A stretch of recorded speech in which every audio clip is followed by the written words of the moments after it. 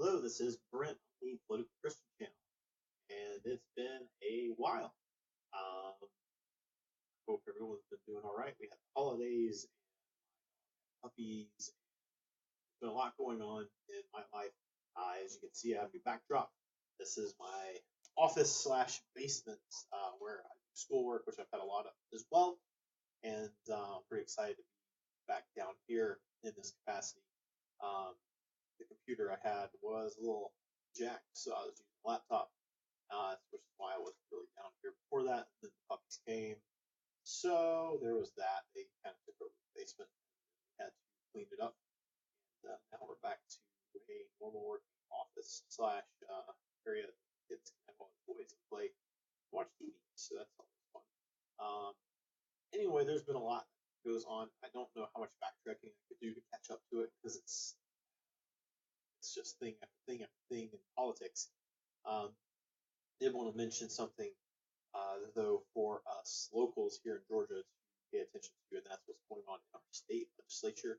There is some things that are being looked at and debated right now regarding adoptions, and there are bills that would eliminate funding and the ability for churches to participate.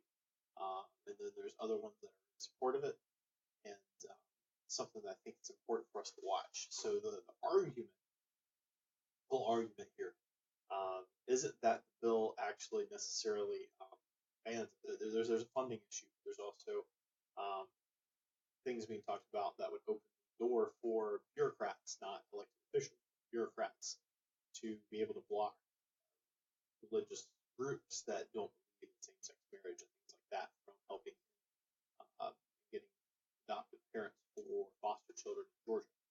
And um, what it does is it allows these organizations that do this stuff, the government grant organizations that are part of the adoption process and the foster care system, it would allow them to make that call and not allow the churches to continue assisting and trying to find. I think it's up close to 10,000 kids in the foster system right now. Obviously, not all of those need adoptive parents. Some of those, their parents are transition or are working better, and that's great for them. And I hope that they succeed in that. Move on to live great, fulfilled lives with their kids and be able to be a whole family again.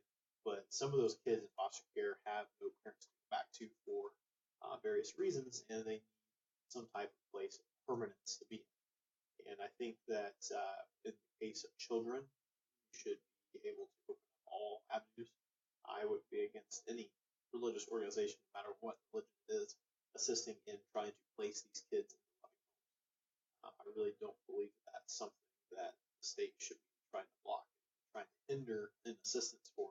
I think they should be welcoming any organization that is willing to do that. And a lot of times the infrastructure are there; they already help with private adoption and things like that. But the money would basically just be going towards helping, uh, facilitating all that for the kids and the organization, the nonprofits that are helping. I think it's very sad that that it's become a political issue and that people don't want the church just because they want to push, oh, homosexual couples should be able to adopt and stuff. I think no one's saying that in this legislation. All it's saying is either cutting the funding and the ability or and the potential ability, or not cutting the funding and potential ability for churches to participate. You got 10,000 kids in the one state. That's a lot of kids in the foster system, and I'm not sure the number on how many of those actually need to be adopted. I don't know that that becomes a steady number or if it's kind of flowing because situations change all the time for kids in foster care. But I don't know that the state government with that many kids in foster care should be that picky on who is helping place these kids in homes, permanent. I feel like that's something that everyone should be able to get behind. But of course, people have to politicize it. Mostly liberals is what I'm seeing.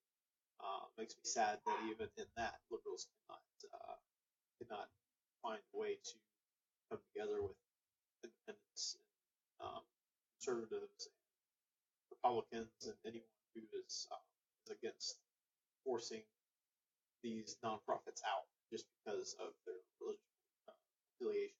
I think it's sad, kind of heartbreaking. We can't come together for anything, much less saving children's lives, getting a place to home. But that's our society now. We're gonna fight the battles that shouldn't be fought, need to be fought, and unfortunately, we have to defend organizations that have been doing good work for years because people want to change some social structure in the state. Another thing to pay attention to is almost everything that's going to be going on right now politically in the state. They really want Amazon. They being the people that run this place, the politicians that we elected, and they really want Amazon here because they think it's going to help the economy. But they're willing to give away your rights and relay very popular in the state legislation to do it. If you haven't done any research on that, Amazon is a very liberal organization. They lean that way and they like those policies, which is fine. With each their own. They are a company and they are able to operate in that way, and that's I have no problem with that. I'm a Prime member, and I order a whole lot of stuff from there, 2-day shipping and some cheap stuff. Pretty convenient. The screens that I am looking at here, looking at myself at, which is nice. I couldn't look at myself before because I had a laptop and this webcam over to the side, but now I got these screens and it attached to the top. It's beautiful. It doesn't move around every time I shift because it's not a laptop. Anyway, that's one of the puppies we got here in the background. Sounds like he's using the bathroom. Or he sees our other dog and wants to play. Anyway, the Amazon situation, I have no problem with how they want to do business. However, it is affecting legislation here in the state now, potentially, even though we're not even down to like the final running yet. We're in a shorter list, and what that has equated to is they are ignoring legislation that's very popular in the state, like the religious freedoms stuff, because they don't want to deter Amazon. Now, in my opinion, I don't think Amazon's coming here anymore. You look at what happened at the airport a few weeks back, the power outage shutting everything down for a long time. I think that is of itself pretty scary, but also transit. They want transit. We have no infrastructure for transit, none. It's pretty terrible. MARTA is a joke compared to transit in other cities that prepared for mass people moving in a very small area. It's a big joke. The stupid car they put out there, the tram type thing. What do they call it? The Atlanta streetcar. That was a joke. When they, people rode it when it was free, and then they made it like $1 to ride it. Rode it anymore. So, we are not the best at moving people around. So I don't think they're coming. But your state legislature wants them to come, and they're going to legislate things that will be attractive to them, despite their voter base not enjoying that, and they're going to hold up legislation despite their voter base wanting it. So what I think you should do, if that kind of upsets you, is use your vote this year when we do elections, and let them know that you like that. The only reason I say that is a lot of the stuff is polling very popular, and they won't even consider it because of Amazon. The whole reason that we are a republic and we have our government set up the way it is because we should be running the show. Basically, we should be voting on the issues we want and sending them, having them done and being represented by the people we're sending up to represent us.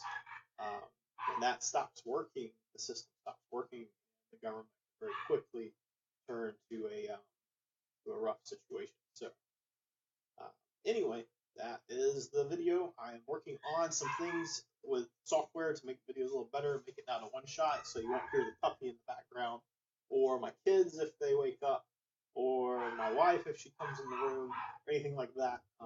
Working on some video editing. I have some video editing software, but it's very complex. I honestly don't have the time to put into making that work. However, I found some other software that I'm playing with, and so future videos might be a little more polished, which is great. I'm excited for that potential. But anyway, you guys have a good one. We'll see you next time. God bless. If you like what you saw, subscribe. subscribe on the bottom. I'm going to put a link to my Twitter below. Follow me on Twitter. See some of the shenanigans I get into there. And we'll see you guys.